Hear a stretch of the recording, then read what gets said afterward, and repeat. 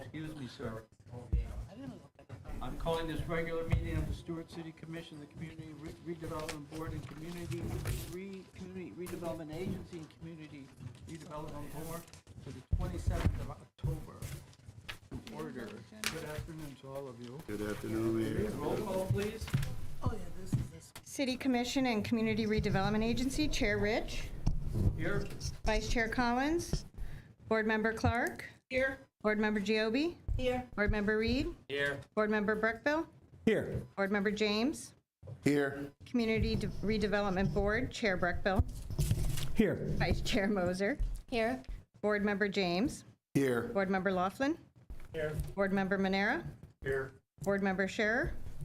Here. Board Member Whalen. Thank you. Is that it? Yes. Please stand for the Pledge of Allegiance. I pledge allegiance to the flag of the United States of America and to the republic for which it stands, one nation, under God, indivisible, with liberty and justice for all. Can I get a motion for the approval of the agenda, please? Move approval of the agenda as published. We have a motion by Second. Board Member Clark, sorry.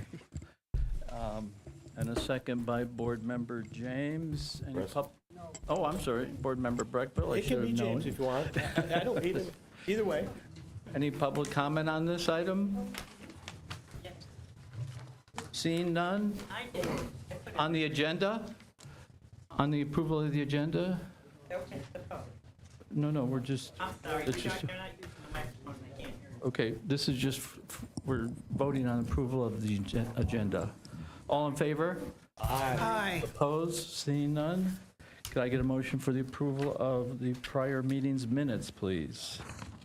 So moved. We have a motion by Board Member Breckville, Second. a second by Board Member James. Any public comment on the approval of the minutes? Seeing none? All in favor? Aye. Opposed? Motion passes. Now, Helen, comments from the public on non-agenda related items. Let the record reflect that we are being joined by the Vice Mayor. Paula McBride from Flamingo Avenue. A long time ago, I asked the CRA about getting play equipment for the Martin Luther King Park over on Park Avenue, between Park Avenue and Dixie Highway, and I was told the CRA money couldn't be used on new park equipment. But then at these last couple of meetings, the CRA is approving the money for the skateboard park. So I'm only looking for swings and some new equipment because it's the original equipment that's at that park. And our kids in that neighborhood do use that park a lot. And I was wondering, why can't we come up with some money for that park to upgrade the play equipment for our children? Thank you. I'm sorry, which park is that, Ms. McBride? Martin Luther King Jr. Park. It's on Park Avenue, and is that Church Street? Yeah, on the corner of Park Avenue and Church Street. Thank you. It's just a very small park, but we use it a lot. I go to a lot of things over there for the children. Thank you. Mr. Mayor, I don't know if it's a point of order or point of privilege, but did we specifically approve the CRA, CRB minutes for 7/28/2025, as well as separately the CRA minutes? There's a joint minutes and then the CRA minutes for 9/22/2025. Clerk? Would you, I do have approval of item number 1, which was the joint minutes, and we separated them because CRA, different voting members can vote on those minutes. so should we do number 2? I would take number 2. I will need a motion. Okay. Well, you can use Fred and I the same, because we're on both, so that's We what have a motion for item number 2 for approval by Board Member Breckville and a second by Board Member James, correct, sir? That's good. Yeah, that works. They're both of the CRA. Any public comment on this item? Seeing none, all in favor? Aye. Opposed? Thank you. Thank you, Commissioner. Thanks. Okay. Are there any other comments, Madam Clerk, from the public on non-agenda I have related no items? further comments, Mayor. Are there comments by board members? I'll start with you, Mr. Shearer. Do you have any comments this afternoon for us? I have no comment, Mr. Mayor. Thank you. Ms. Moser? Two brief comments. First, I just wanted to note I've been watching the construction on Seminole here in downtown and the neighborhood north of the bridge west of Dixie Highway, and I'm just really excited to see, these projects that we've been talking about for a while being constructed. They look great, and what an improvement to our CRA. Second, I just wanted to note, I think that you all at the city are aware of this, but with the directive from the Florida DOT of the crosswalks downtown, they've been painted over and they're black in the middle. The visibility now is very low, and so big safety concern there with pedestrians. This is obviously like our most pedestrian-heavy part of the entire county, so as quickly as we can get those striped with the ladder crossing or something to improve visibility, the better. That's a very good point. Board Member Manera? No comments. Thank you. Mr. Laughlin? No comments. Mr. Breckville? No comment. Board Member James? No comment, Mayor. Commissioner Reed? Yeah, for clarification, Helen, who had mentioned that we couldn't use CRA funds there? Yeah, who had mentioned it? Do you remember? Do you recall who had mentioned that for CRA funds? I know it's, No, but I did ask someone in that department, maybe 4 or 5 years ago. I go to a lot of things here. Play equipment, I mean, just go over and check it out. It's the original. okay. So I believe we can use CRA funds there. I like what you can do. Thank you. Board Member Giobi? Backing on what Commissioner Reese said, I'd like to know if we can have a discussion as to the equipment for that playground. If you want to put it on, have it be on an agenda at a subsequent meeting, that would be a perfectly sensible idea. I'd like But to, since staff is not prepared to address those concerns or any of the other board members, I think it's, okay, I'd like to put it on the next CRA agenda meeting so that we can discuss purchasing equipment for the park. So noted. Park and church. thank you. Thank you. Board Member Clark? Thanks. I too, like Ms. Mosier, I'm glad that these projects are going forward. I know that there's lots of concerns, whether it's on north of the bridge or Seminole Street, the undergrounding and other things, but I'm glad that they're going forward. I'm going to bring up something that's not CRA, but it's Stuart, and I'm going to try to keep bringing it up until we can do something about it. Some time ago, and I'll bring it up at the next meeting coming up also. Some time ago, Commissioner Campy had talked about at a joint city-county school board meeting about housing issues. And people have been coming up and asking me about housing issues and homeless issues. And I know that the more homeless people we have, especially when they come from the north during the winter time, and they stay in our downtown and they're in our parks. I know that that's a big issue.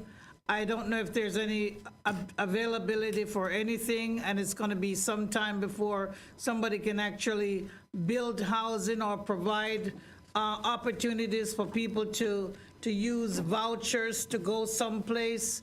But I think it's still a community issue and that we need to look at it, and if there's anything that business people or anybody can do to help with this situation, I think it will, in general, help to improve our community and the face and the look that our community has when we can help to deal with that issue. So that's just one thing that I want to bring up.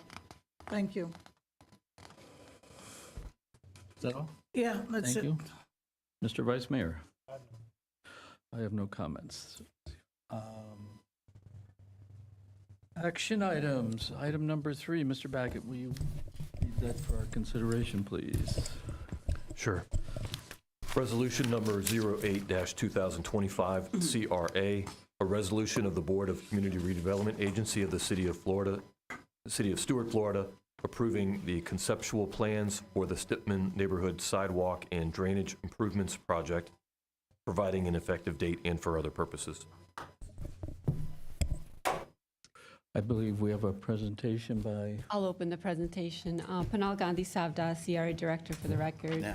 I'm going to provide a little background information to the board members about the project and how it was initiated by the CRA. The Stedman neighborhood was added in the CRA when we expanded the boundaries back in 2015, as you can see in the purple area on the map. We did a finding of necessity study to evaluate the proposed expansion area, and we found that there was lack of infrastructure, and it was determined at that time that the area met the requirements for Florida statutes and made it eligible to include it in the CRA. And then since it was included, we started receiving calls from residents back in 2018, 2019 of any improvement plans and what our plans were to invest CRA funds within the neighborhood. And then in 2021, CRA started initiating efforts to improve the sidewalk connectivity within the neighborhood, especially because this area is close to our downtown, Stuart Middle School, J.D. Parker Elementary School, so it's really important to bring that connection of sidewalk with the existing sidewalk.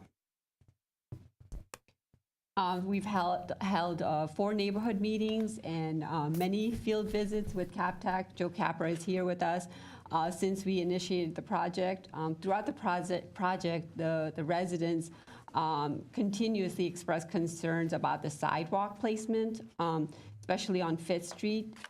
They preferred that the sidewalk be placed on the north side of the street, especially because on the south side is the residential homes, and they have concerns about privacy if the sidewalks are placed in their front yard, and also potentially losing some driveways. So they do prefer that the sidewalks be placed on the north side of Fifth Street, which is a commercial side, to minimize the impact on the residential side.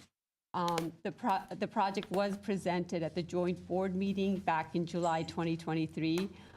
Due to lack of consensus and limited budget at that time, the board ultimately denied moving the project forward. During the outreach meetings, we also learned that there was a drainage issues within the neighborhood. So then the CRA decided that we would prioritize that, and we wanted to make sure that that we address the drainage issue first, so it doesn't negatively impact the future sidewalk should the city or the CRA decide to implement it at a later date. So then in 2023, we applied for the DEP grant to address the drainage concerns. Initially, the project was not selected for funding, but we were given an opportunity to revise our application, and we resubmitted the application.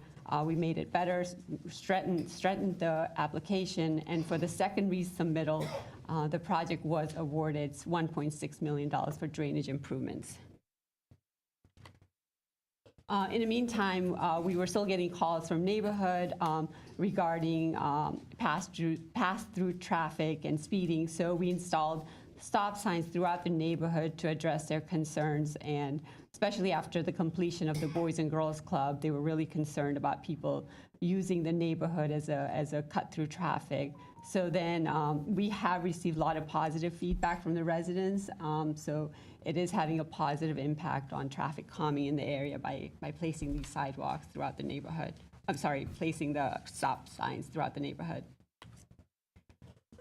After the award of the grant, the CRA held 2 meetings in May 2025 and September 2025 to inform the residents that the city received an award, and we wanted to reopen the discussion about the sidewalk within the neighborhood.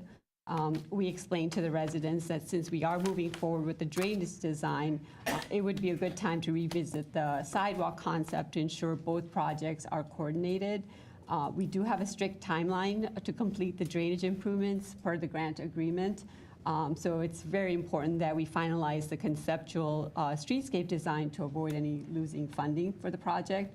So coordinating these two projects will help with cost efficient, minimize disruptions, mobilization, and just improve the overall infrastructure within the neighborhood.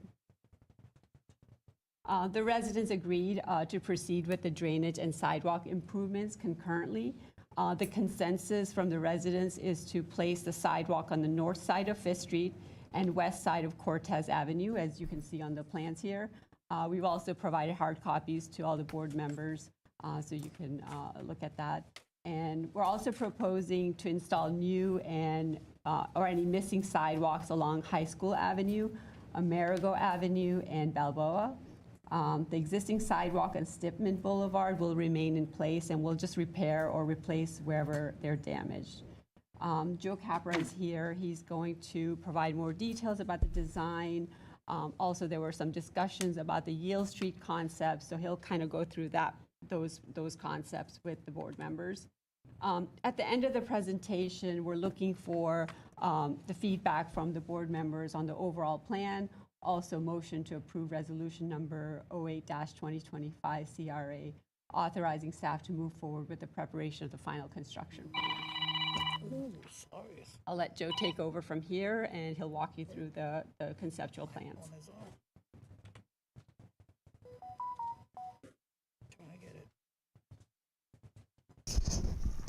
Good evening, board members. I'm Joe Capro with CapTech Engineering. I'm going to stand on the side of this because I felt I was blocking the PowerPoint presentation. Tonight, I'm going to go through about 9 slides. I'll try to quickly go through them because many of you have seen these before. So essentially, just so everybody knows, there is some slight differences between what was in the agenda item and what I have on your table today. I just want you to know we've kind of updated a couple of the items, added some costs and so forth. So I just want you to know there is some slight differences. So it may be good to pay attention to this, but most of the board members have a clean copy of the new plots of this, which is pretty much the same stuff, but just a little clearer for you. First of all, I don't need to go through the history because Pennell's already done that.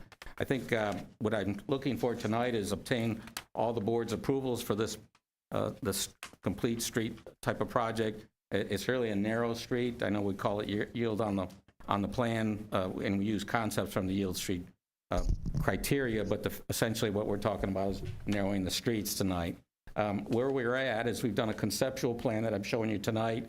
We provided some conceptual cost estimates that are fairly accurate. They have some contingencies in them.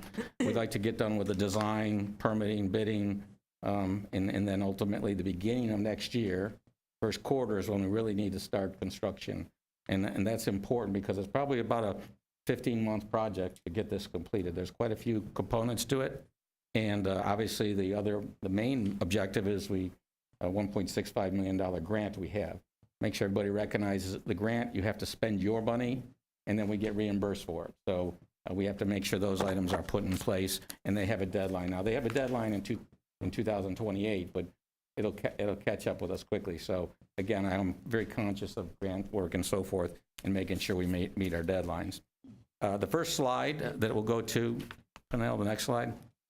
Just so you know, I know these maps kind of get, the top line is East Ocean Boulevard. Obviously, the next line, east-west line, is 5th Street. The line below that is Stitman. And the north-south streets on the right side of the drawing is Palm Beach Road. And then essentially Cortez, Balboa, Amerigo, and then High School Avenue. So that's the cross-section of roads here. What this is depicting, if it was a little clearer for you, but I'm going to get into details in a minute. Essentially, the red lines reflect existing sidewalks that are out there today. This exhibit is mainly a sidewalk exhibit. Essentially, the red lines depict existing sidewalks. The green lines reflect where we are proposing sidewalks, okay? So essentially what you'll have when we're done with this program is sidewalks on one side of the road, on each of the roads out there. Okay, so essentially what you see in green is proposed sidewalks. Red lines are existing sidewalks. We'll make some improvements to those sidewalks, but not a lot. And then also, you can kind of see at each of the intersections a kind of a lighter green. That's basically where we're having crosswalks. And those are the same locations where you currently, we put the stop signs in place already. So there'll be crosswalks at those intersections with stop signs that are already there. Essentially, you can just barely see a black dot at each of the intersections. Essentially, probably, maybe I can, be a black dot there, there, there. There's about 13 of them, 12 to 13 of them. That's where we propose streetlights. So each of them will have a decorative streetlight at corners, similar to what we've done in other neighborhoods throughout the city. So essentially, those are the items that are on this drawing itself. The location of the sidewalk, we've gone back and forth with where people prefer them. Just to kind of quickly, basically, the sidewalk is preferred on the north side of Fifth Street, which is more commercial projects on the north side. There's sidewalks on the east side of High School, sidewalks on the west side of Amerigo, Balboa, and Cortez, okay? That's where the sidewalks are located. There's existing sidewalk on Stitman on the south side, and some of these sidewalks that are being proposed on 6th Street and so forth, and around the loop are again on the south side. So essentially, that's the proposed improvements, okay, relative to sidewalks. Slide number 2, quickly, this is, we call it again a yield street. It's probably more a narrow street. We're proposing on 3 locations to narrow the streets, and the goal is obviously to slow down traffic. Joe, can I just, to be clear, on the corner of Amerigo and Stitman, are there 2 streetlights being proposed?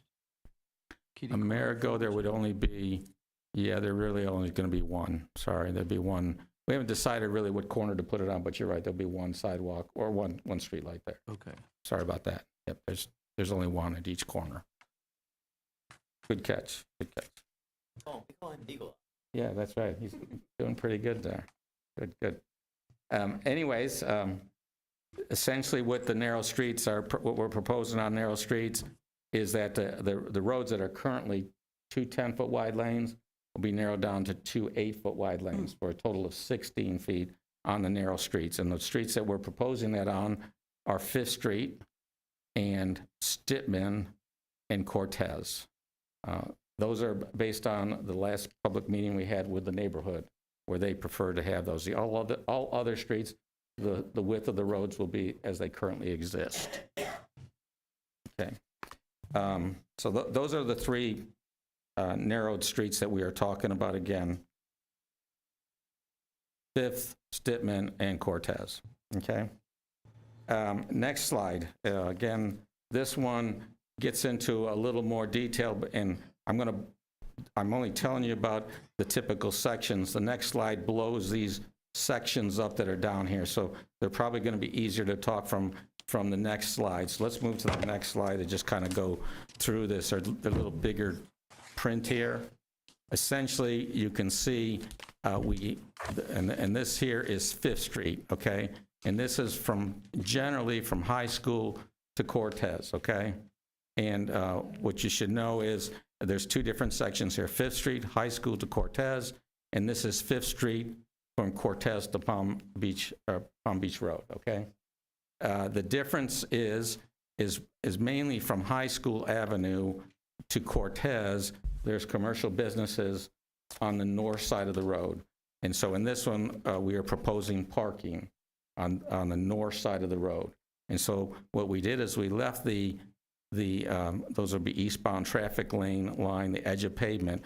We left it where it was because the residents didn't seem to want us encroaching on their property too much with the road, and sidewalks, so we pretty much left that alone, and then we basically kept the road in place and basically narrowed the laneage. They're 8-foot lanes, and then we put a parking lane on.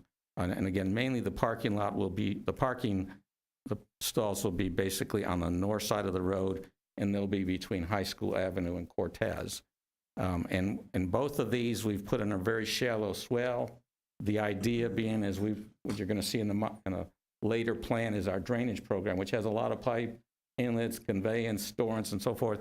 but every so often, we really want to get the water off the road into those swell areas where it will be picked up in an inlet. Again, this is a crowned roadway section. Essentially, we just have a shallow swale.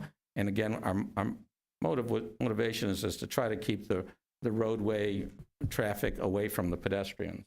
So in this case, the roadway is separated by almost 6 feet there, I believe that is on that there, that elevate or distance there from a 5-foot sidewalk. And those will be where the pedestrians will walk. So that's one portion of the roadway. Again, 5th Street from High School to Cortez. When we get to Cortez, there seems to be mainly single-family homes and one big commercial business on the corner. Essentially, we don't need parking for that business. They have plenty of parking. And so essentially, we've got 2 lanes of traffic, 8-foot lanes, basically a shallow swale, and then a sidewalk. And our main objective that we had from the residents was to maintain the current buffer there. So we intend to keep the current buffer that's between, again, Cortez to Palm Beach Road. So that's the typical section for 5th Street that's being proposed. Again, yield narrow streets, 16-foot wide total, 8-foot lanes. The next slide is going to show you some details of actually all 3 areas of between Stitman, 5th Street, as well as Cortez. And again, it's the same overall plan as far as that you've seen in the past, but essentially, I'm going to go and blow these sections up next, okay? So you can kind of see where they're going, okay? So the first one is again, 5th Street, High School to Cortez. This is the one that had the parking. You've already seen this one. It was in the prior slide.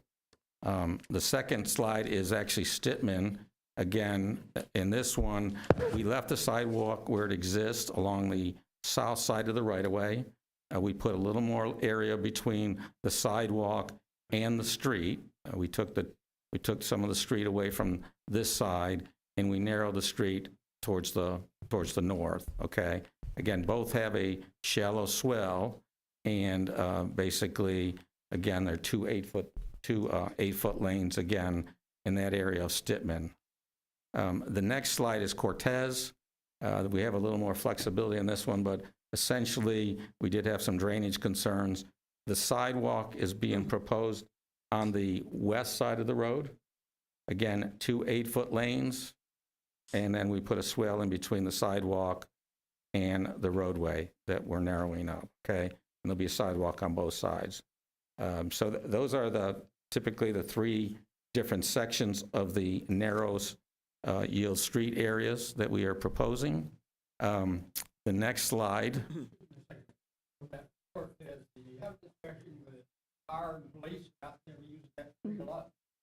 Well, it's going to come up in this slide because it shows you the fire truck. But yeah, we can talk about all these other details by all means.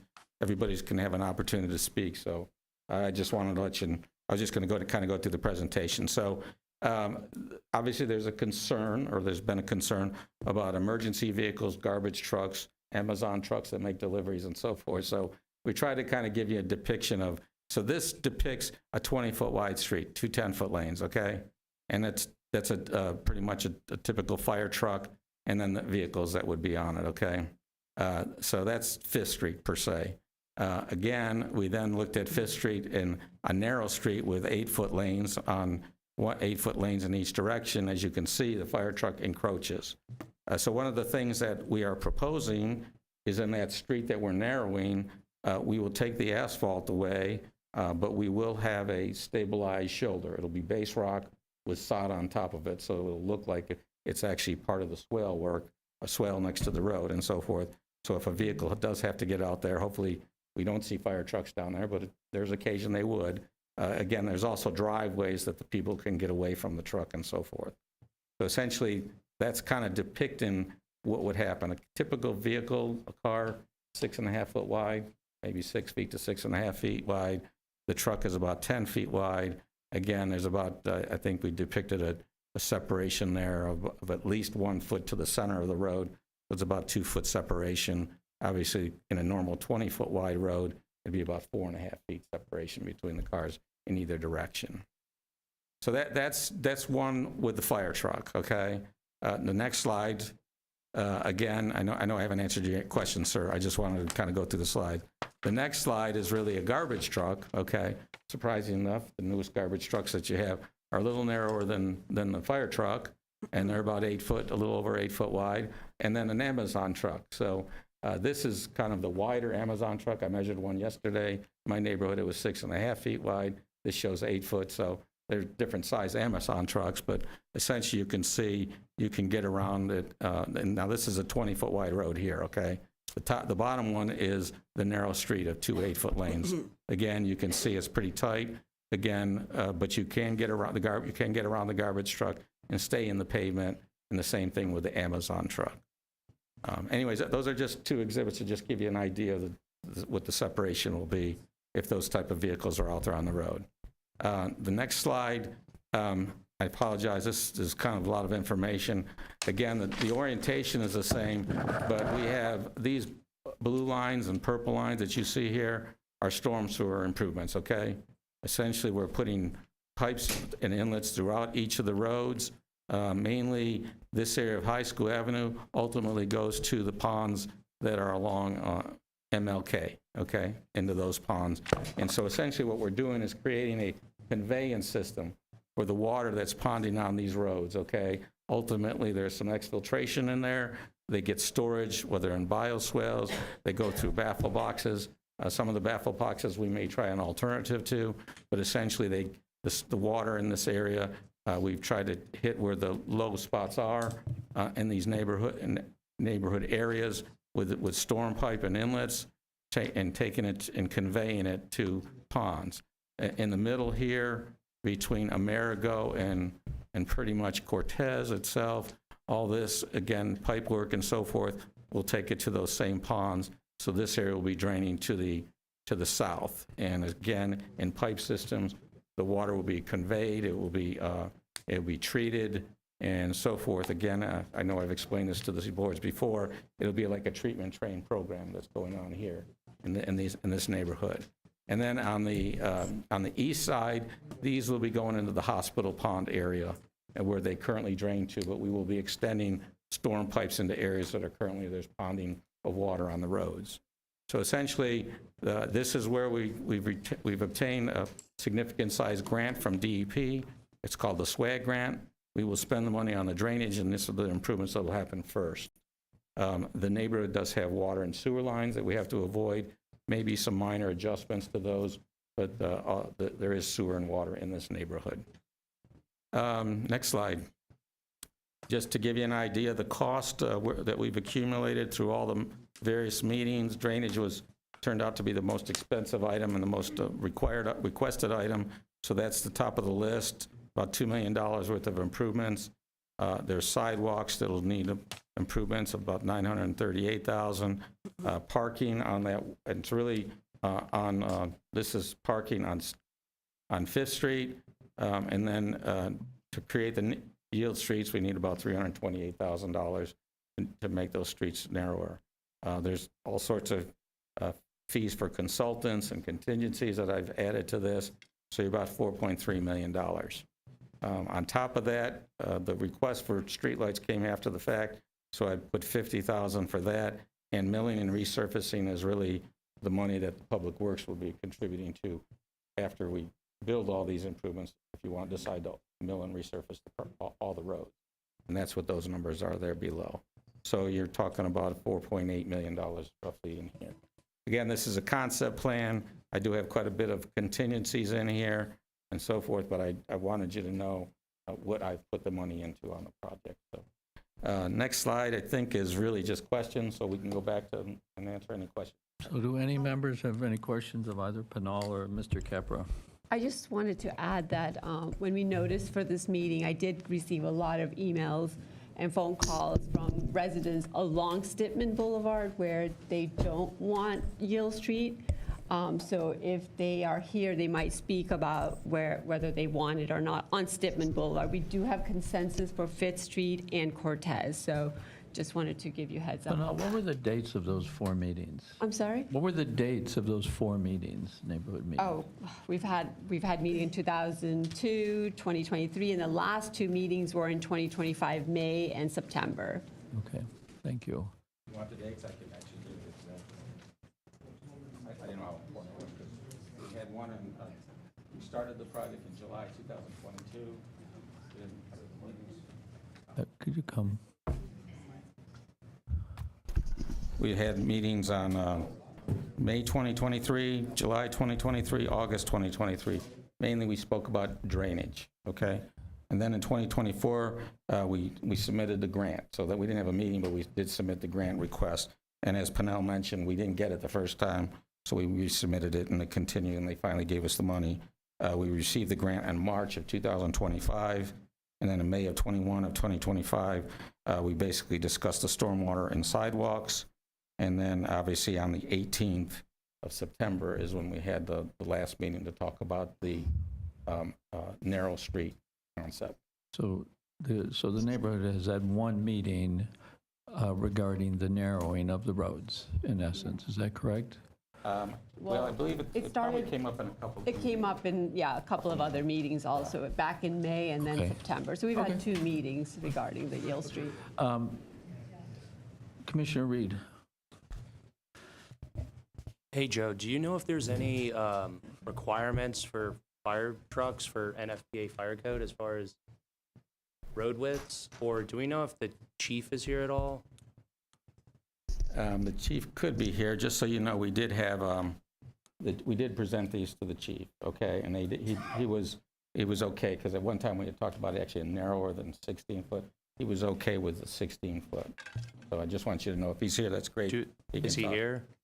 Do we know if he was ever a driver engineer? If he was ever a driver engineer, if he actually drove the fire trucks at one point?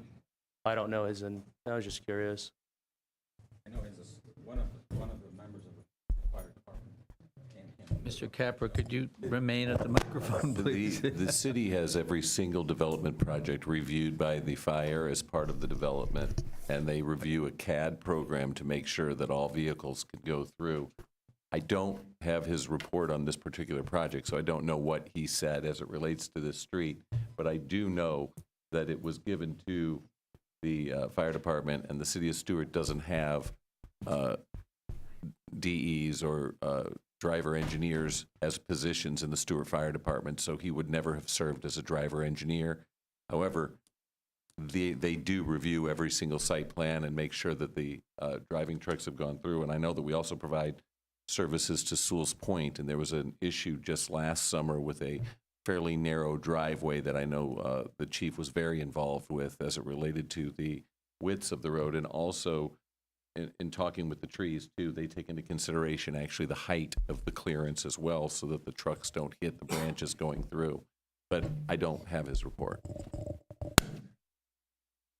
That would be my only concern, or people that have trailers or anything coming through there as far as narrowing. I know Bonnie knows more about traffic calming, but does it create other problems? Yes. And then my other concern was the sidewalk as well. And depending on where you put it, if it affects the, residents with parking, if it was possible to maybe not have a swell on one side versus the other, as far as narrowing, but those were mine. Okay, I can address them just because I'll be happy to address them one at a time, or do you want me to get all the questions? Because we did think about that. First of all, I knew I'd be criticized for swales, but I also would be criticized if I didn't tell people there might need to be a swell in front of your property, because if I don't put a swell there and all of a sudden I have ponding on the street, but if there's room for me to put a swell, I'm going to put it there. If there's a need for a parking spot there, we're most likely going to leave the parking space that they have there, because that seemed to be the item that everybody was concerned about. Right. Are you going to take my parking space away in front of my yard? We weren't planning on doing that, okay? So, but I also wanted to make sure, if you notice on the exhibit, I use the word varies, okay? I'm going to make them very broad so that they're not going to be a ditch, like I guess we call them Port St. Lucie swells. We're not going to have those on this street. We're going to have just something shallow, get the water off the road, and then it's going to get to an inlet.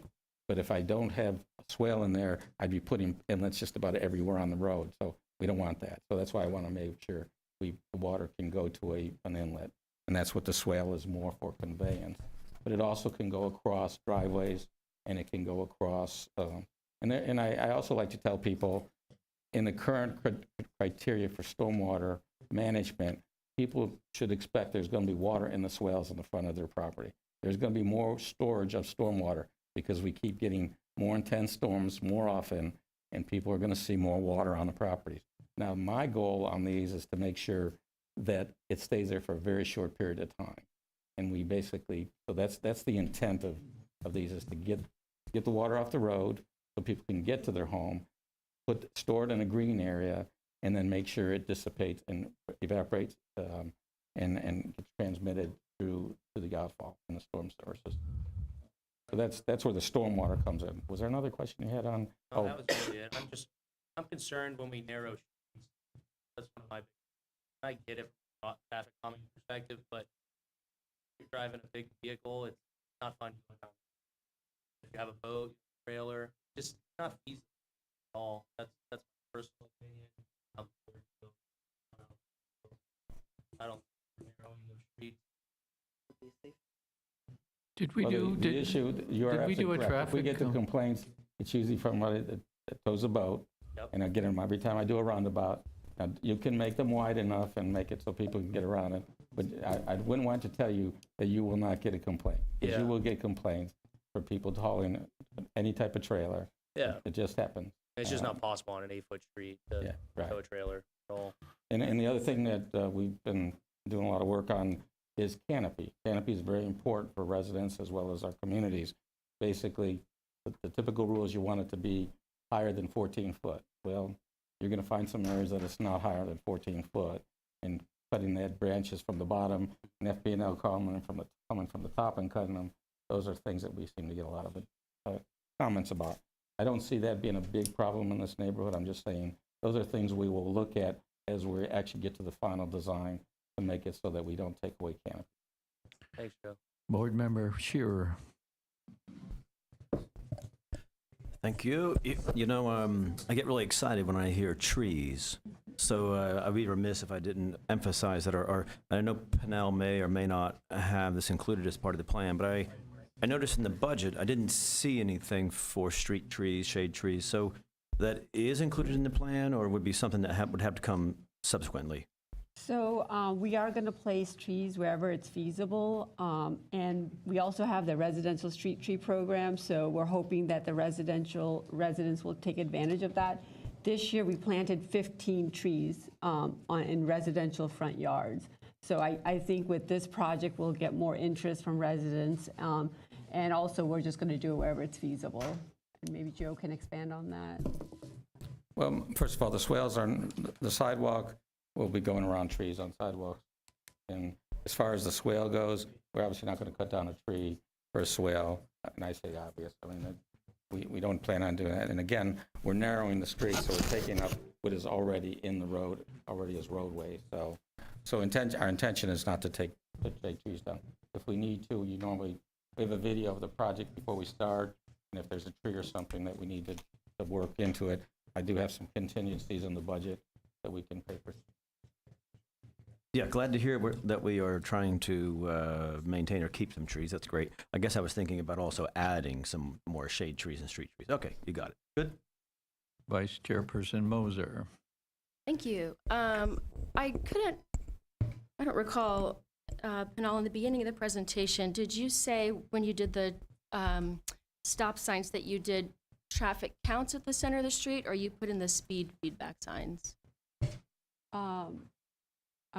Well, we put the stop signs at all the intersections. We first did it just on Cortez Avenue, and then once Boys and Girls Club was open, we started getting more interest from the neighborhood to put it on the other streets and High School Avenue. Okay. So Do we have do traffic counts? count before and after. Do we have counts for any of the streets? Yeah, what we did is we took counts before we put the stop signs in. We did traffic counts, and then we did them after we put the stop signs in to see what they did. There was a reduction, not a significant, I will be honest with you, but we did see a reduction in traffic as well as speed. Do you recall the number of cars that were on the streets? Was it hundreds, thousands? Could you come to the microphone, please? Or is this a layperson, or she work for you? Oh, okay, so. Hi, I'm Terry Andre with CapTech. I'm just reporting the traffic counts. Milton, actually from Public Works, was the one that put them out. So let's see. I don't have the summary, so bear with me while I go through. So for example, we've got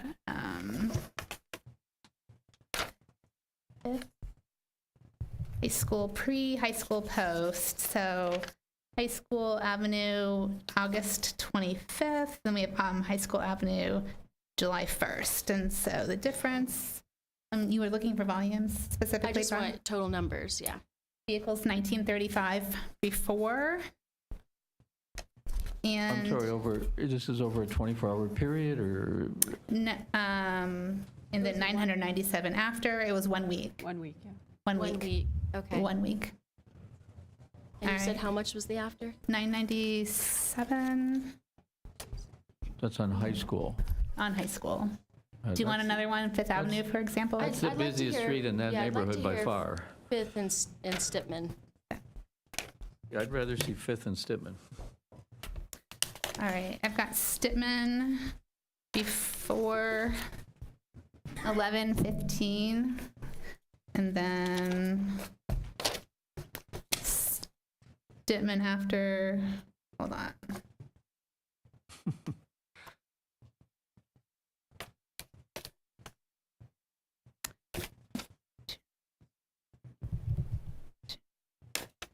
That was just another location in Stitman. Let me keep going.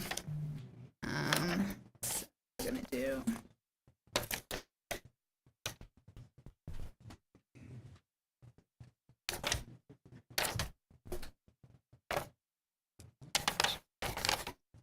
I can ask another question You know while she's what? looking. It probably would be better. You want me to keep looking?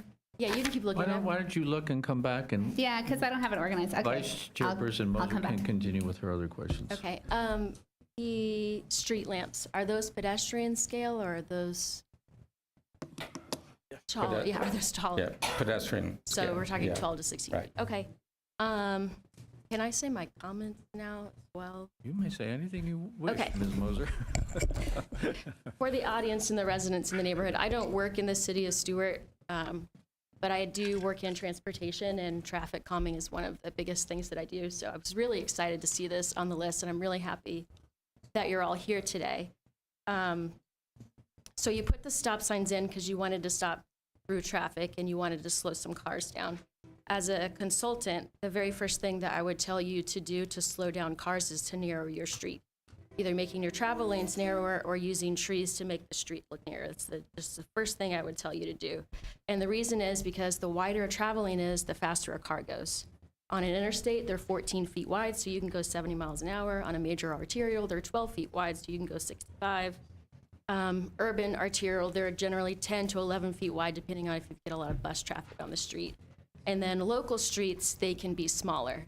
One of the reasons they can be smaller is because we want cars to go slower. Just for clarification's sake, we do have these measurements that were in our presentation.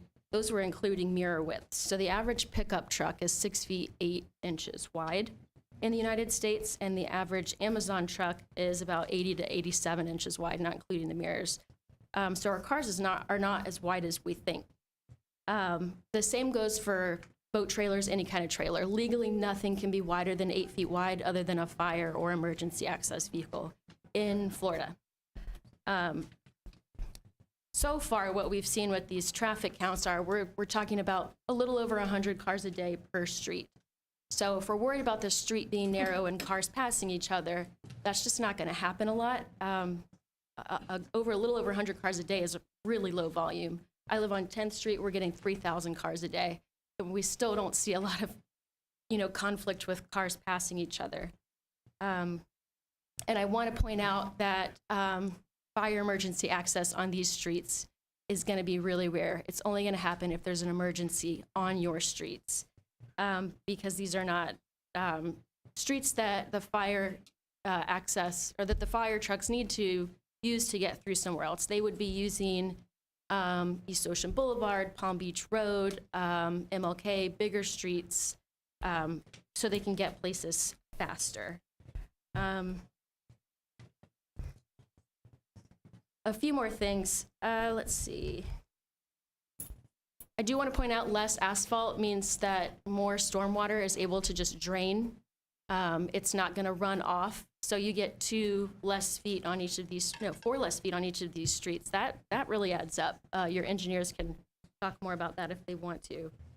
And then the last point I want to make is we have about 20 streets north of East Ocean Boulevard, so just directly north of this neighborhood, that are all less than 16 feet wide, with the exception of Osceola Street.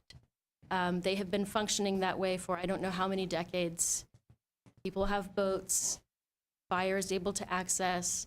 I don't know if anyone at the city can tell me if anyone has ever asked them to widen their streets. But the beautiful thing about these streets, and I walk them almost daily, is cars never speed on them. And you see people out walking their dogs and riding their bikes, and you see kids actually playing in the street because it's a comfortable width and they feel like they can. So I'm a huge proponent of the narrowing. My entire street is 8 feet wide, the whole street. Yeah, your street is very narrow, and cars, that's a good point, last point I'll make.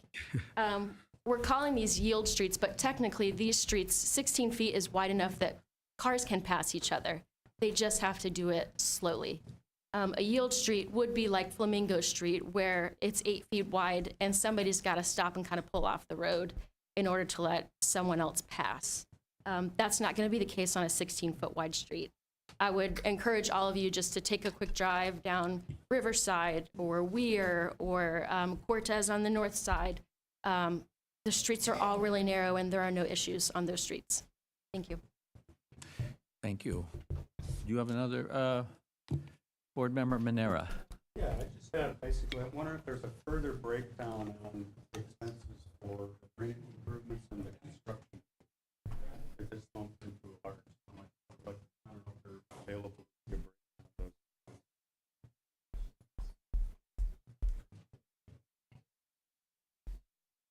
those. Pinal, are you able to answer that, or does Mr. Capra have that information?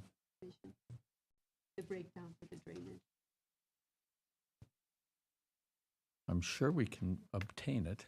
Yeah, if you don't have it now, you just so it could be. I can give, I have a break, I should have a break, pipe size, and, I'm sorry. Question. Yeah, there could be a further detailed breakdown on the drainage improvement, 2 million, and the construction phase 1. So, relative to the stormwater drainage, besides obviously the first thing we'll build, there's erosion control. I'm going to give you the breakdown of all the items relative to water. Basically, there's erosion control, then there's inlet protection, and then there's a certain amount of demolition and clearing put in. Certainly, there's testing and the different size pipes range from 24-inch, 15 inch, 24-inch. Exfiltration pipe in there, really close to 1,200 feet of exfiltration. Each of those pipe systems end up going into a there with such ditch bottom inlet, 42 inlets proposed there. Bioswales. I'm hoping I'm answering your question. You wanted to go into detail. So the toral shelves on hospital ponds, some of these items are in our grant requirements. So we've actually we show in our criteria 2 baffle boxes. I will tell you right now, baffle boxes have become very expensive. You may be able to accomplish the same amount of nutrient load reduction with something else. So we will look into that.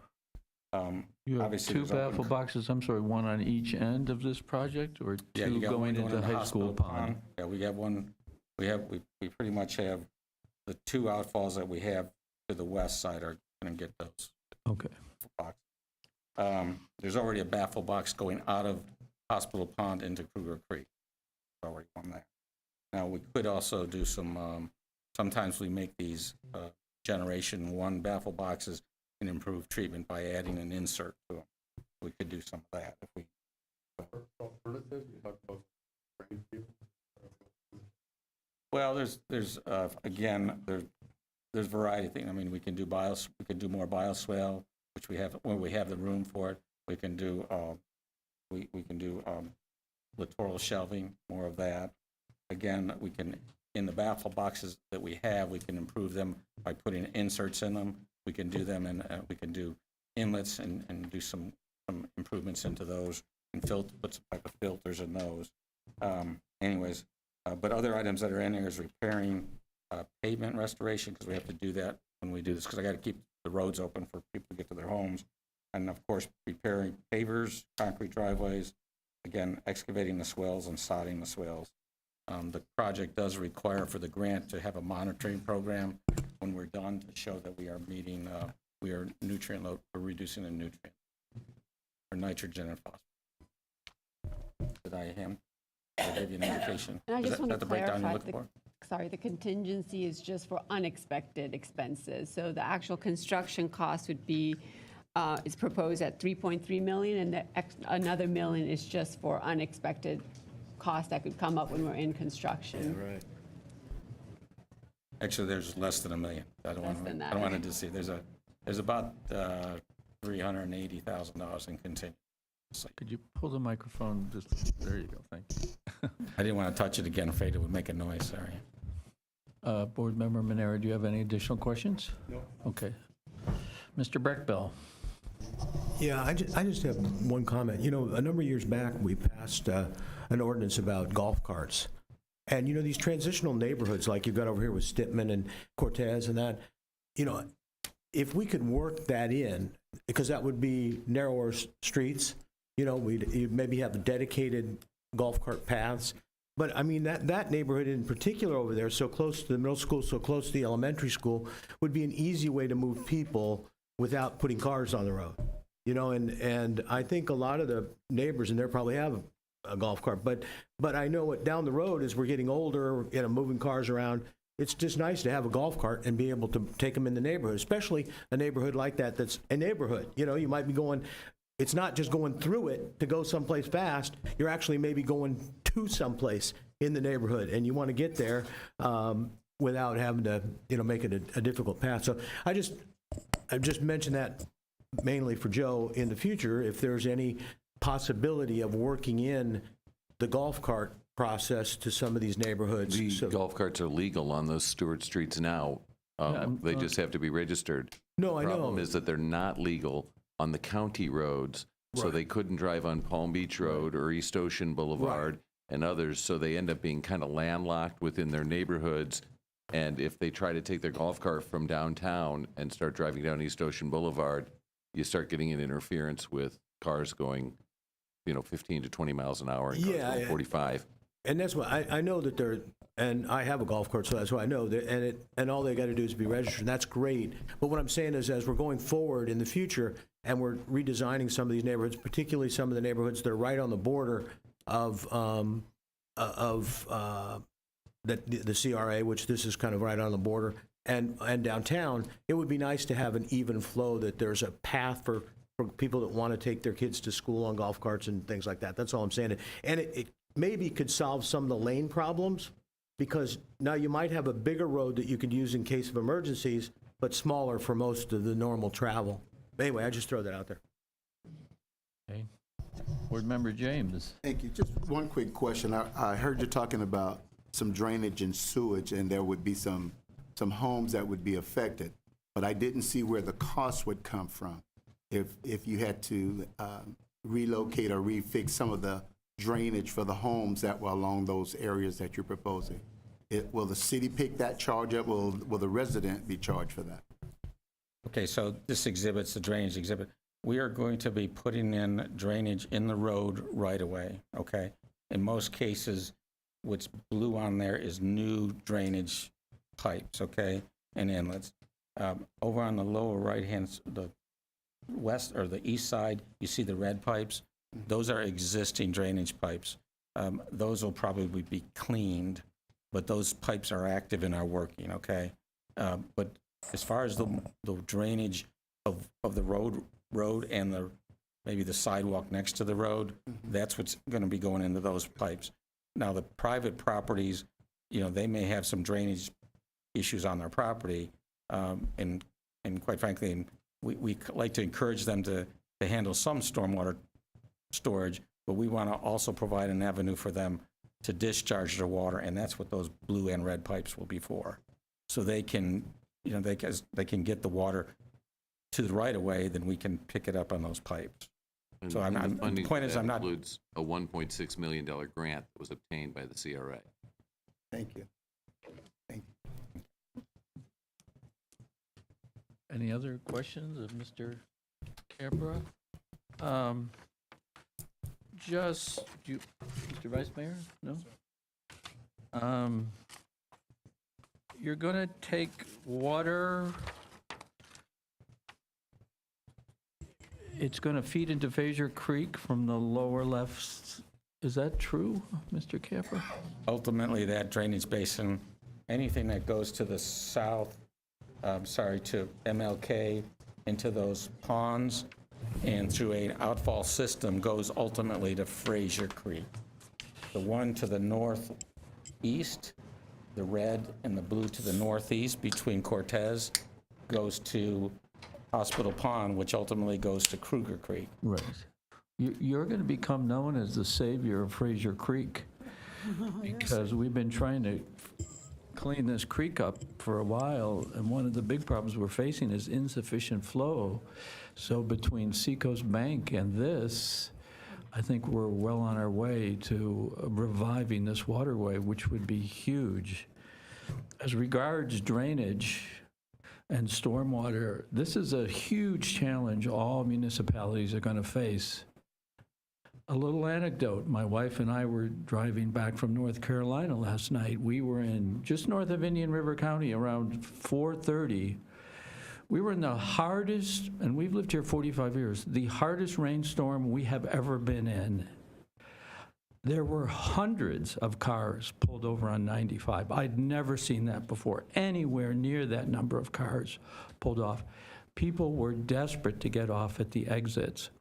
I learned today that that municipality broke its rainfall record by 275%.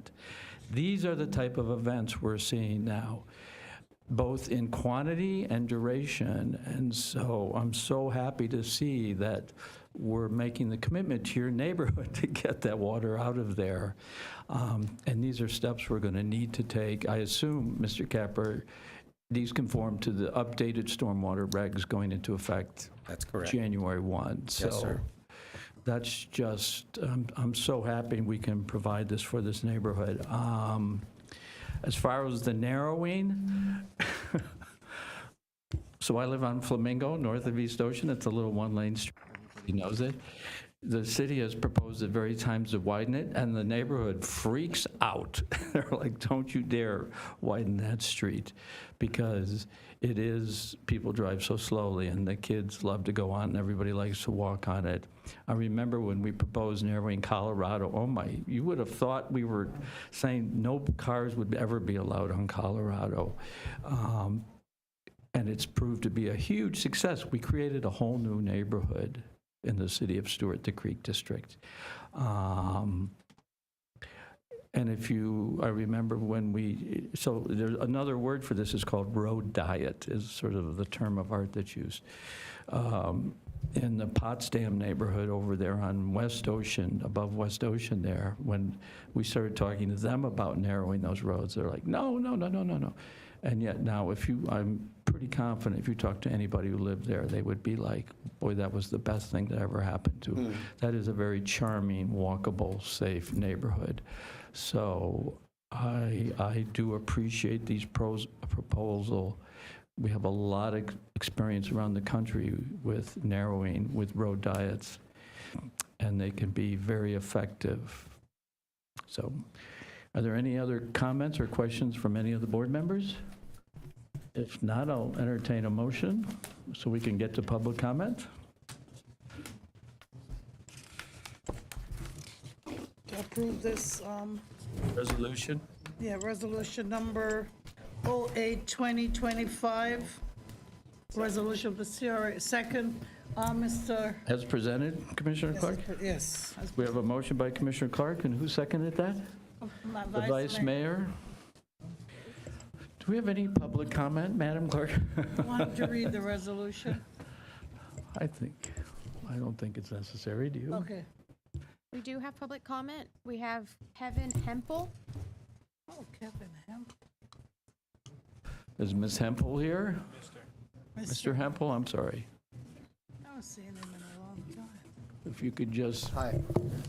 identify start- yourself and your address, please. I'm sorry? If you could just identify yourself and state your address. All right, I apologize. I have trouble hearing, so everybody thinks I'm yelling. I'm just trying to talk.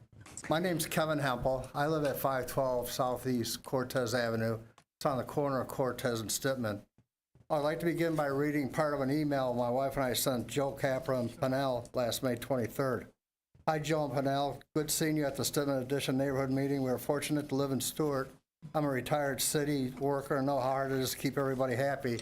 Our city staff does a great job. We are very grateful the drainage and sidewalk project is moving forward.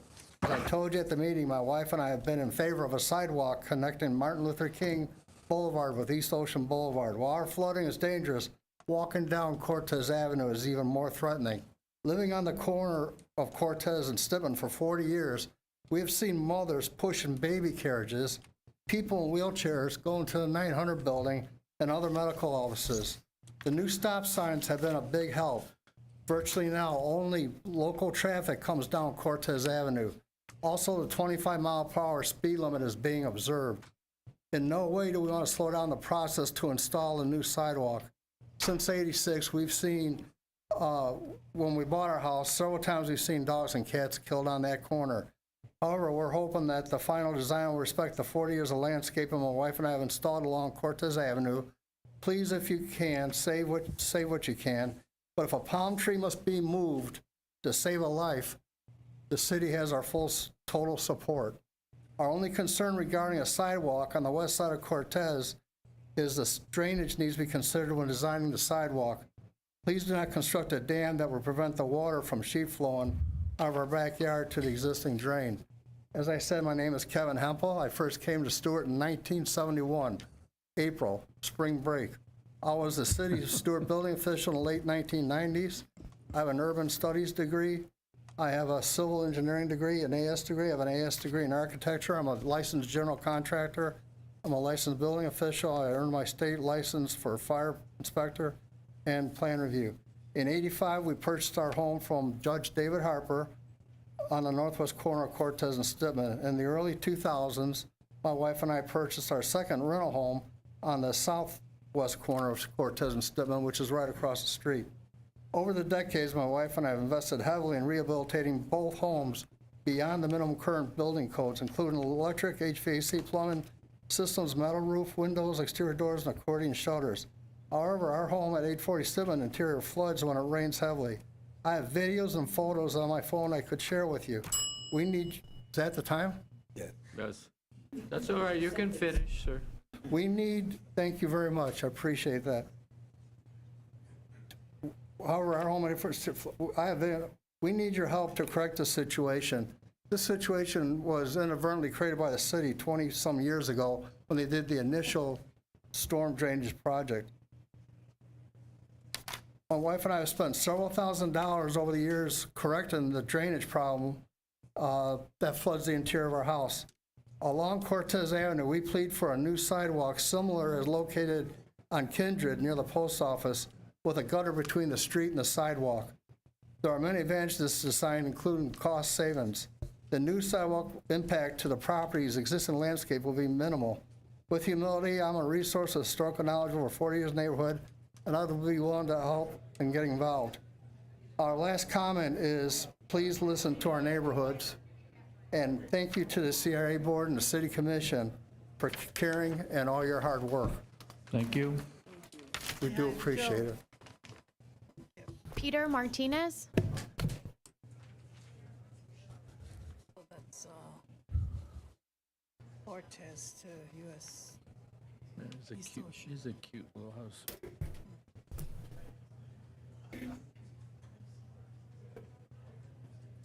Good evening, Mayor, Commissioners, staff, board members. Thank you so much for your time. We definitely are very encouraged with the plans which have been going forward for the narrowing of the street with the new sidewalks and also with the Sir, could you just with the drainage identify system. yourself and give us your address, please? Yes. Peter Martinez, 712 Southeast Stedman Boulevard. Thank you. Okay, continue. Thank you. So we definitely are very encouraged with all the investment, a $5 million investment being made in our community. We're very encouraged with that, and we thank you for it. Thank you. Thank you, sir. Maria Martinez.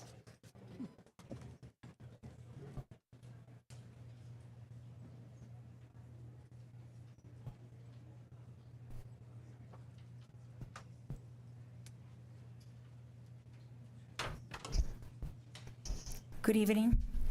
Maria Martinez, 712 Southeast Stedman Boulevard, Stuart. Thank you very much. Thank you, each of you, for being here. Thank you for thinking about this neighborhood. I have to agree with Ms. Mosher. Mosher. Ms. Mosher.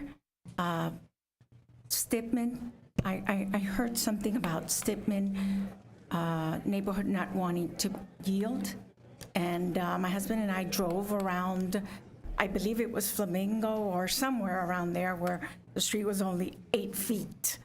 And then we drove around the ones that the street was 16 feet and versus Stedman. And we really liked what we saw.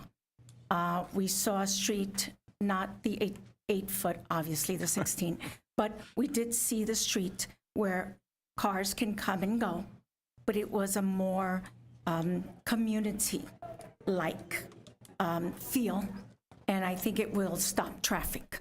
Not this traffic, maybe as much as slowing it down. The larger sidewalks are great. The drainage is absolutely wonderful because we have the same issues that Mayor Campbell was speaking about, and we will have them whether we like them or not. And we want to thank you so much. And I'm just speaking that we would like to speak on approving the CRA plan for Stedman, as we heard that in times prior there was none. It wasn't approved. We would like to speak on behalf of that. Thank you. Thank you. Glenn Collins. Good afternoon. My name is Glenn Collins, 636 Southeast 5th Street. No relation. Between myself and my family, we own 4 properties, 2 on 6th Street or 5th Street and 2 on Stedman. We're totally in favor of this, mostly for the traffic calming and hopefully to get rid of some of the traffic. I'd like to address the traffic study. The first and second one, it was already after the Boys and Girls Club had opened. So it didn't really take into account the influx of traffic that we have received after the Boys and Girls Club came in. Commissioner Reed's comment regarding trailers. I have a trailer, a couple of large trailers. Whether the street's 10 feet wide or 20 feet with 10-foot lanes or 8 feet, you're still going to have to use 2 lanes to back your trailer in. So that's not really a concern for me. Mr. Scherer, you mentioned trees. I love trees as well. I'm hoping that with the narrowing of the streets, we can have them tree lined.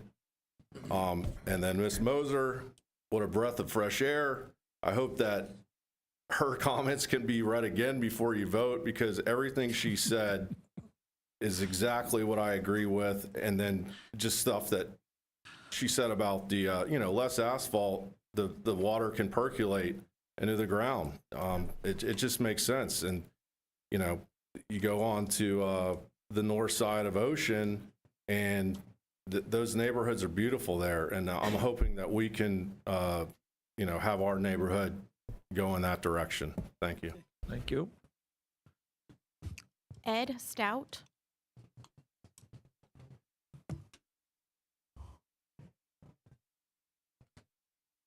Hello, Ed Stout, 600 Stitman. Definitely appreciative of all the drainage improvements. It's been a long time coming. But why don't we save $300,000 and get to the elephant in the room, and why don't we ask Boys and Girls Club to use their main entrance instead of using our neighborhood? I mean, that would solve the traffic problem. That's where it all came from. Is there a problem with that? When they built it, they told us they weren't going to use that road except for their employees, and now they're using it for their main entrance, so. Is that High School Avenue you're saying? Yes. Correct. Yeah, they have a beautiful main entrance on Martin Luther Boulevard, and sometimes they have the gate completely closed. And so everyone has to use High School. We've had thousands of traffic coming up and down, speeding. They run the stop sign, it's crazy. I mean, you're gonna put a narrower road, they're just gonna speed down the road, you know? I mean, so. I'll bring that up. Yeah, I just mean, to see. we've asked, I've called Mr. Mortel, I've called the commissioner. I'll talk to the Someone needs to CEO talk to and Boys and Girls situation. Club. I've sent letters to them and they ignore me. So that's what needs to happen for our traffic in our neighborhood. And for And the I board's, appreciate everything else. It's all good stuff. for the board's edification, I have met with that neighborhood, and there was some construction issues. We were also getting the road resurfaced over there. We did speak with the Boys and Girls Club, and they claim that they tell the parents that they're supposed to use the front driveway to pick up their children, but there's a certain group of parents that don't care, and that it's faster if you're coming off East Ocean Boulevard just to cut through High School and come in the back gate. And I don't know about the front gate ever being closed or not, but in the afternoon, I do know that there are parents that use the front gate as well, but there is a consistent flow every afternoon from 3 to 7 p.m. or so of people after work scrambling to get over there to pick up their kid and get out the back as fast as they can. And I think they use it as a means because they find it more convenient or faster for them to do so. But I had been communicating with Boys and Girls Club, and it is worth following up on. And in fact, I just suggested that they close the gate from 3 to 7 in the back, because if it's just employees, then the employees can either drive out the front if they're getting off work, or if they're going to be there anyway, they don't need to have the gate open to get out.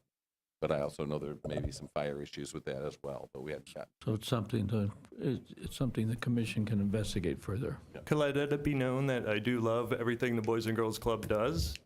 I just don't like the way they're doing it. Their motto is to build better communities, and this is not building a better community. But thank you. You have a quick comment? Yeah, just quickly on that. Certainly, if they have a main entrance, they should use it. Maybe we could, for some time, direct traffic off of that back entrance. That just becomes something that the parents get used to. They're not going to be there. It doesn't have a safety issue because the gates will be open. Maybe there's, for a period of time, that we could do that, is redirect the traffic. And I just think, and maybe we do need to bring it up on an agenda item. So can I make a request to have that on an agenda item? So noted. Thank you. Next, please. Mayor, we have no further comments. No additional comments? No, sir. Shocking. Certainly, sir. My name's John Layton, 600 Southeast Ocean Boulevard. Joe, I have a question for you. You had mentioned that in the corridor where High School Avenue is and 5th Street, that in that whole area, that's all draining out toward Martin Luther King. Is that correct?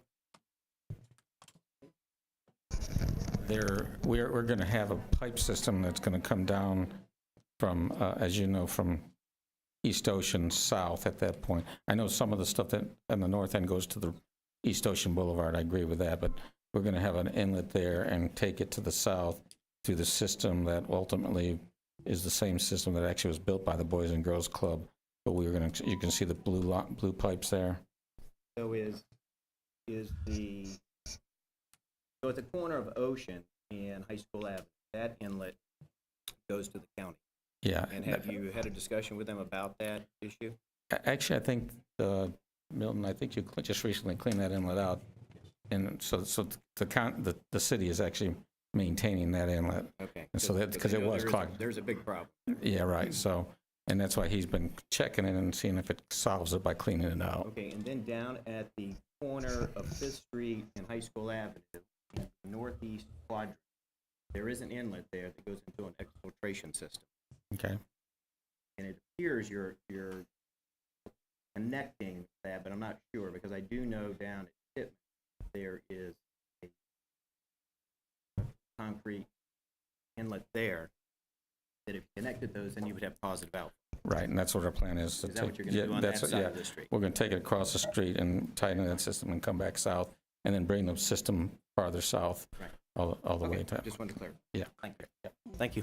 Thank you. Could you fill out a green card, Mr. Layton? I will. No other public comment? Okay, is there discussion amongst the board members regarding? Commissioner Clark? No, I'm sorry, Commissioner Giobi? I just have a question for Joe, please. That's okay. The family that lives on the corner of Cortez and Stitman, you're doing drainage, the family that lives on the corner of Cortez and Stitman, you'll be doing drainage, will that correct their problem?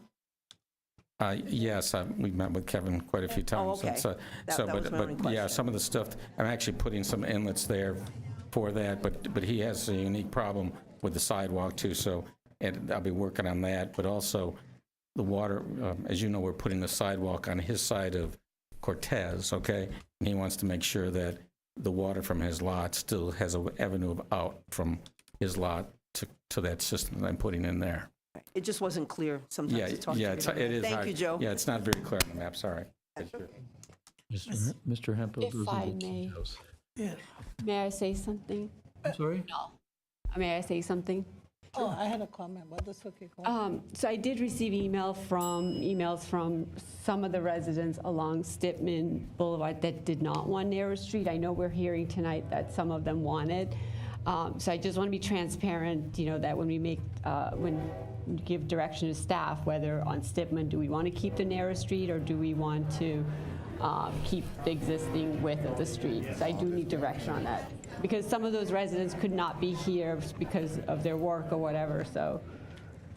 Pinal, is that included in this, what you're asking, that's included in this? Yeah, right now we're showing narrow street on Stitman, Cortez, and Fifth Street. Yeah. But since then, I've received emails from some of the residents along Stitman only that they did not prefer a narrow street just because of the, if they have trailer or boats or something, they wanted to make sure that they had enough width for that. But we spoke about that here, so. Is that what Mr. Collins brought up, or you said it didn't matter? He is on Fifth Street. He's on Fifth Street. Yeah. Thank you. Thank you. The residents on Fifth Street and Cortez they have consensus for narrow street. It's just a Stitman that's giving a Okay, little bit of. thank you, Okay, Pinal. thanks, we hear that, and we've The seen. motion is currently for this resolution as written. Yes, to be adopted as written. Do you have any other comments, Yes, Commissioner Clark? somebody had brought up about the neighborhood, and I know that in our strategic plan, we have the idea of working on various neighborhood, and I appreciate Ms. Moser being on the board and other people bringing up neighborhoods. I know that we're going to be considering something else, which is still within this era when we look again at the High School Avenue and what's happening with the Boys and Girls Club.